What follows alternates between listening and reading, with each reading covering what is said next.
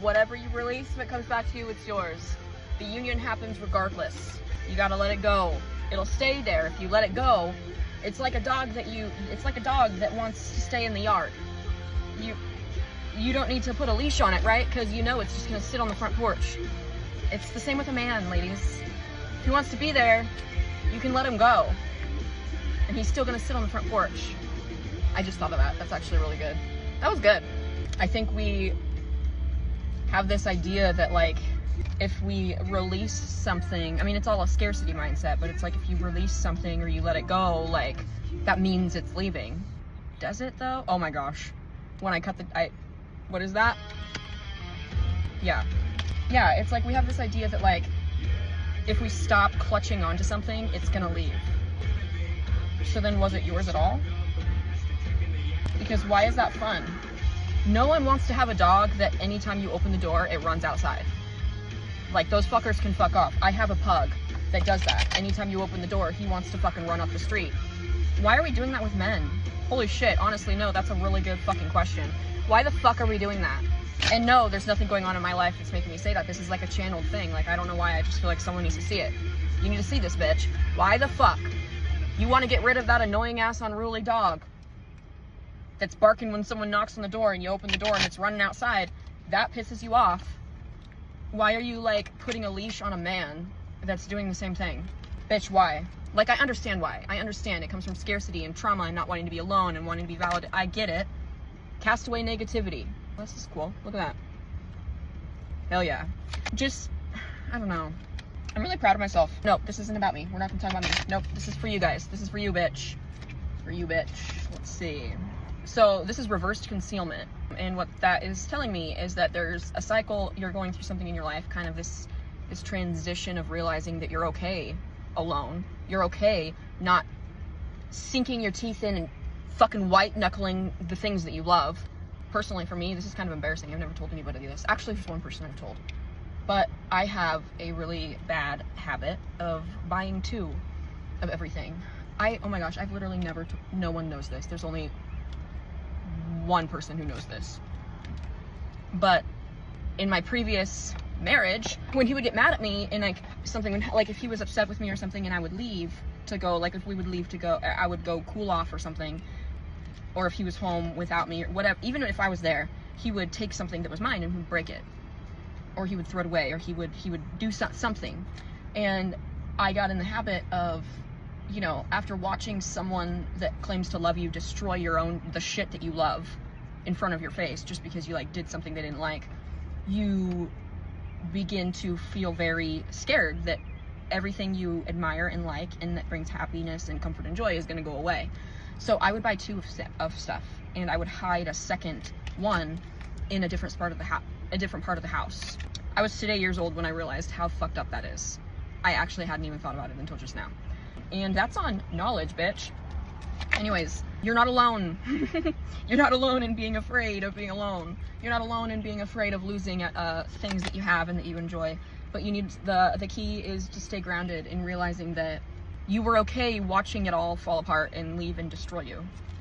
I mean, even if you didn't feel okay, you were okay, right? Because you're still here.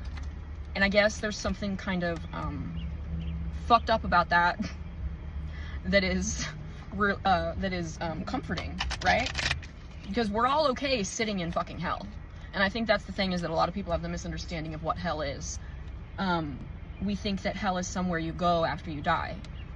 I disagree. I think it is something, I think it's a state of mind, just as heaven is, right? Because when you think about the rebirth process, you're rebirthing into a new life. You're not going to heaven or hell, you're rebirthing. You know what I mean? So heaven and hell, in my opinion, is the state you allow yourself to sit energetically, spiritually, religiously. And the problem is that, speaking for myself growing up being raised Christian, we're all sitting in church while living in hell. And we're thinking that we're sitting in church or we're doing these certain things that are going to get us to heaven, but we're already sitting in hell. What does that tell you, right? I guess I just had this realization today and I just kind of wanted to talk. This is what this is. It's like, I know it's like some sort of it's like partly channeled, but also partly me just like expressing how I feel today.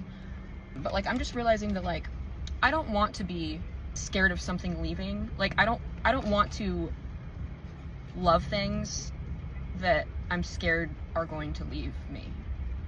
People are not, you know what I mean? Like, I don't, or like even just like a dog, perfect example. Like, no, like I don't want to fucking have to keep a dog that is dying to get off of his leash, and I'm just gonna like keep it because I love it. Like, I don't, like, people, you know what I mean? Like, we talk about like, oh, this is a, you know, he doesn't stay in the yard, he pulls on the leash, oh, he blah blah blah, I can't handle him, he's too much.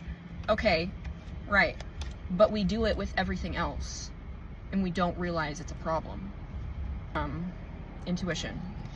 So I guess that what Spirit is telling me there is that this is me kind of leaning into my intuition through the avenue of kind of just where I'm at today. Like, passion. Yeah, because it is kind of like, I am sick of feeling like heaven or hell are a destination when we're literally, I feel like that's part of the construct, that it's designed that way so that we're always seeking something else and we're never seeing the present moment, right? Because if we're looking at heaven or hell as an afterlife thought, as an afterthought, that means we're always consumed of getting to that other place, or we're worried about getting to that other place, or we're trying to do things to make sure we do or don't get to whichever place. But yet we're not thinking about or looking at what we are in right the present moment, which literally is either heaven or hell. Because we're all sitting in misery and heartache and pain, but we're thinking that if we do certain things in the afterthought, in the afterlife, we're going to get to a certain place.